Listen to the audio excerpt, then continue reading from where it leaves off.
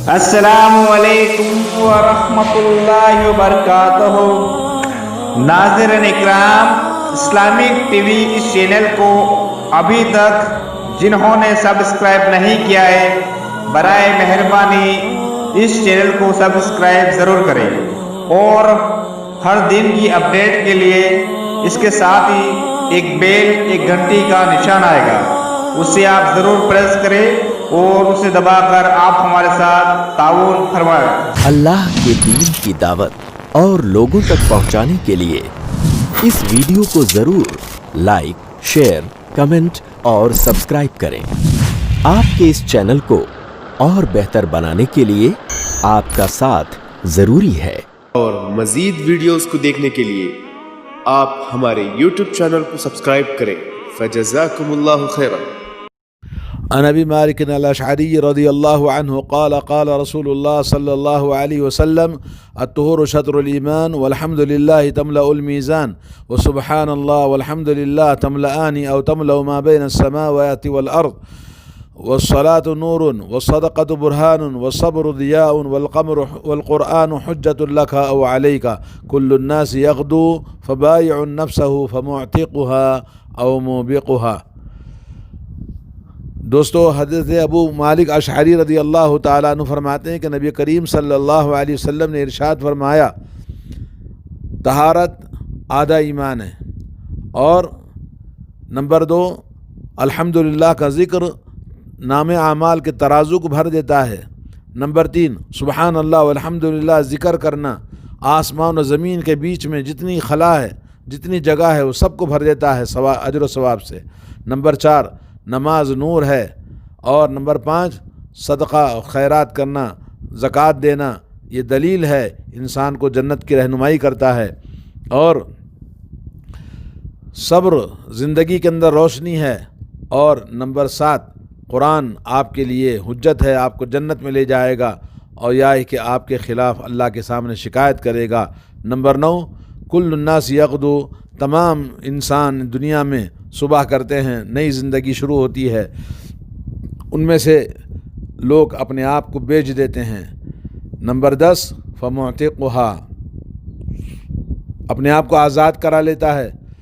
अल्लाह रब्बुल आलमीन की मंशा और उसकी मर्ज़ी और उसकी ख्वाहिशों के मुताबिक अपने आप को ढालता है।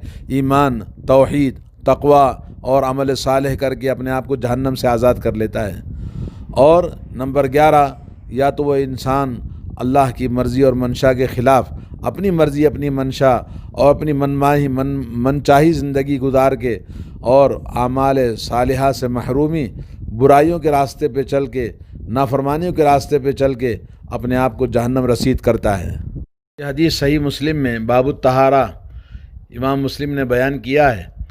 अल्लाह रब्बुल आलमीन ने चाहा कि दीन इस्लाम दीन तहारत और दीन नज़ाफ़त और पाकीज़गी का दीन है, और पाकीज़गी और तहारत को ईमान का हिस्सा बताया और तहारत को आधा ईमान कहा है।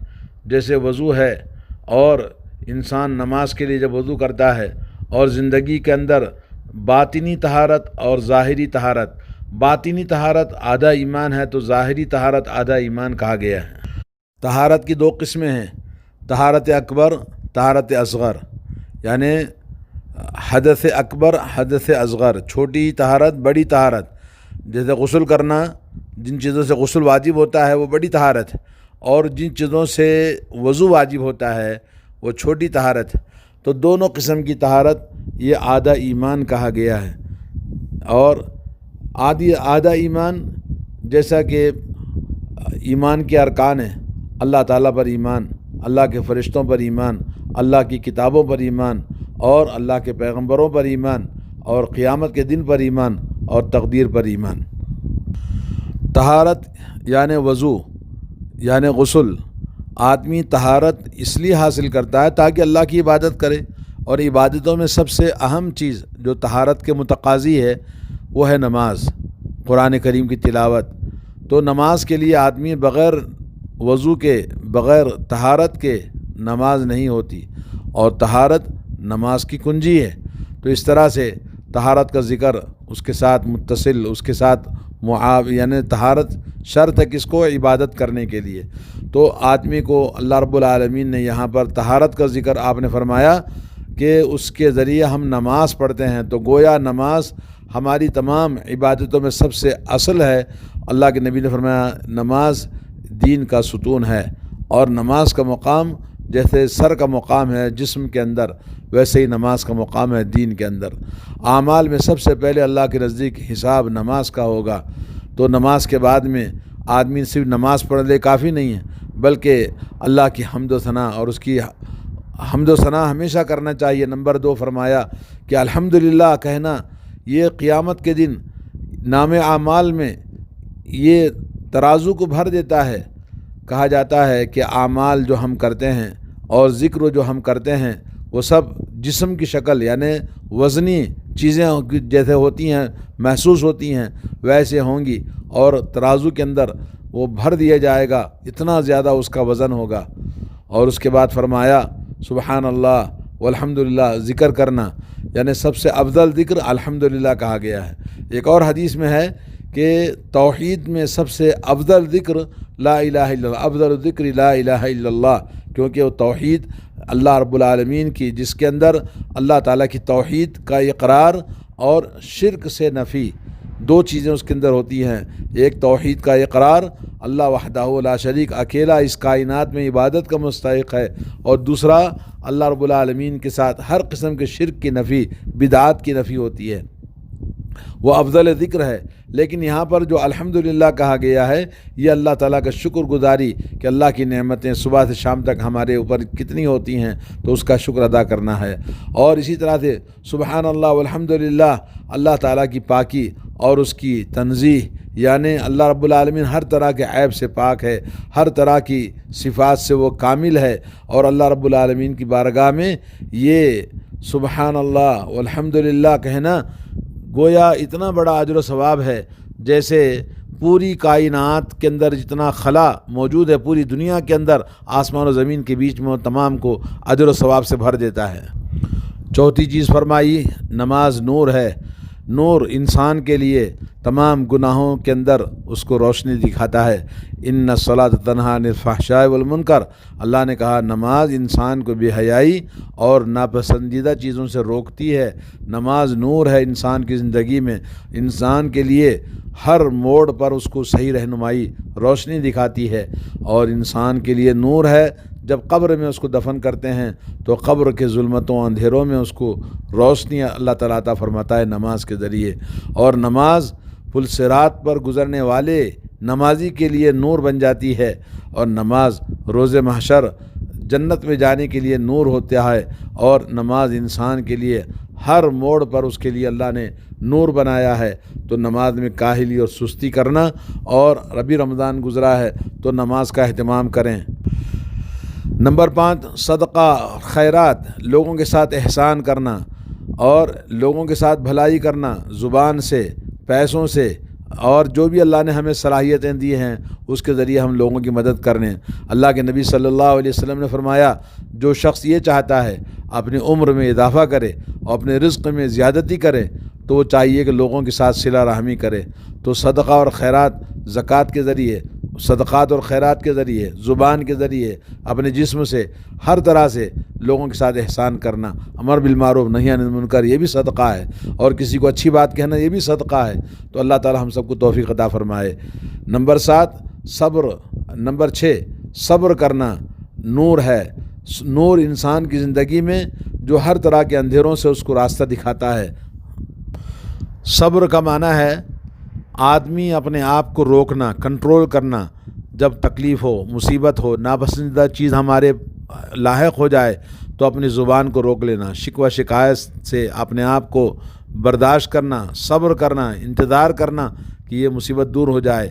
आज जो दुनिया के अंदर मुसीबतें हमारे साथ हो रही हैं, एक तरफ आसमानी बला को हमने अल्लाह रब्बुल आलमीन से आहुजारी कर रहे हैं, तो दूसरी तरफ काफिर, गैर मुस्लिम اسلام اور مسلمانوں کے خلاف نت نئے انداز سے مٹانے کی کوشش کر رہا ہے، ہر طرح کے قانون سے انسان اور مسلمانوں کو تنگ کرنے کی کوشش کی جا رہی ہے، تو آدمی کو چاہیے اللہ رب العالمین سے انتظار کرے کہ وہ اللہ تعالیٰ جلد ان تمام بلاؤں سے اس کو نجات دے دے، اور ان مع العسر یسرا فإن مع العسر یسرا، کیونکہ ہر تنگی کے بعد میں کشادگی آتی ہے، ہر رات کے بعد جیسے اندھیرا چھٹ جاتا ہے اور روشنی آتی ہے، تو یہاں پر مصیبت میں صبر کو ضیاء، یعنی آدمی کے اندر صبر ہوگا تو وہ ہمیشہ انسان اندھیروں سے نکل کر روشنی میں آتا ہے، اور صبر ایک اچھی صفت ہے، ایمان کا ایک بہت بڑا حصہ ہے، اور اللہ رب العالمین ہم سب کو ہر طرح کی آزمائشوں میں صبر سے کام لینے کی توفیق عطا فرمائے۔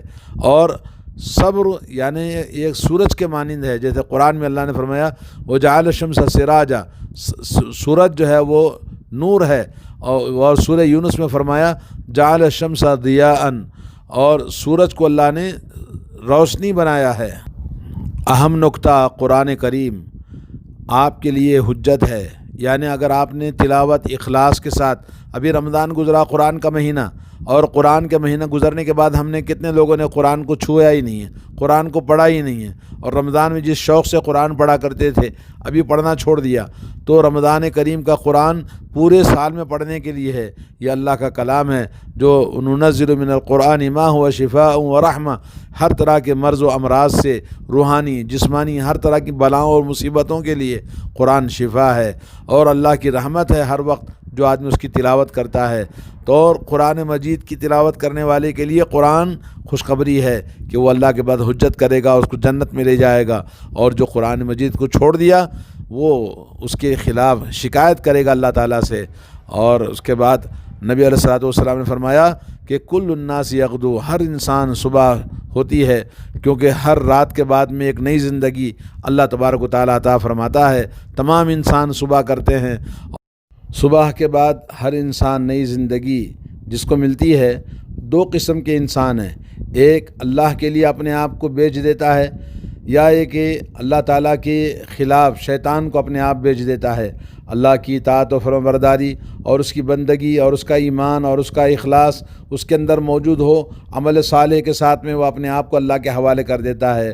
دوسرا وہ انسان ہے جو دنیا پرست، ہوا پرست اور خواہشات زندگی کے مطابق شیطان کو بیچ دیتا ہے، اور دنیاوی زندگی کو اپنی زندگی کا مقصد بنا لیا، اور دوسرا وہ انسان جو اپنی زندگی کا مقصد اللہ کی رضا اور خوشنودی اور آخرت کو بناتا ہے۔ تو دو قسم کے انسان ہیں، ایک انسان وہ ہے، اللہ کے نبی نے فرمایا فَمُعْتِقُهَا، وہ اپنے آپ کو جہنم سے آزاد کر لیتا ہے، اللہ کے عذاب سے آزاد کر لیتا ہے، اور جو ایمان، امر بالمعروف نہی عن المنکر اور توحید، ہر قسم کی نیکیاں اور بھلائیوں کے ساتھ میں وہ جنت کا حقدار بن جاتا ہے اور جہنم سے آزاد ہو جاتا ہے۔ اور دوسرا وہ انسان جس نے شیطان کے لیے اپنے آپ کو بیچ دیا، اور قُلْ هَلْ نُنَبِّئُكُم بِالْأَخْسَرِينَ أَعْمَالًا، دنیا میں سب سے زیادہ نقصان اٹھانے والے کون لوگ ہیں؟ اللہ نے فرمایا جنہوں نے دنیاوی اعمال کو، دنیا کی تمام چیزوں کو، جو کچھ وہ دنیا کے لیے کرتے ہیں، سمجھتے ہیں کہ ہم اچھا کر رہے ہیں، یہ سب سے زیادہ نقصان اٹھانے والے ہیں۔ تو یہ لوگ جو اپنے آپ کو دنیا کے پیچھے لگا دیتے ہیں، وہ صبح سے شام تک ہائے ہائے وائے وائے کرتا ہے، اور کتنا کمایا، کیا ہوا، خواہشات کے پیچھے دوڑتا رہتا ہے، تو وہ انسان ہلاک ہو جاتا ہے، جہنم میں جاتا ہے، اور اپنی زندگی کے تمام اعمال کو جہنم کے لیے بیچ دیتا ہے، اور یہ انسان جہنم رسید ہوتا ہے۔ اس حدیث سے ہمیں معلوم ہوا کہ سب سے پہلے نمبر ایک، طہارت کی بڑی فضیلت ہے، ہمیشہ آدمی طہارت کے ساتھ رہے، وضو کے ساتھ رہے۔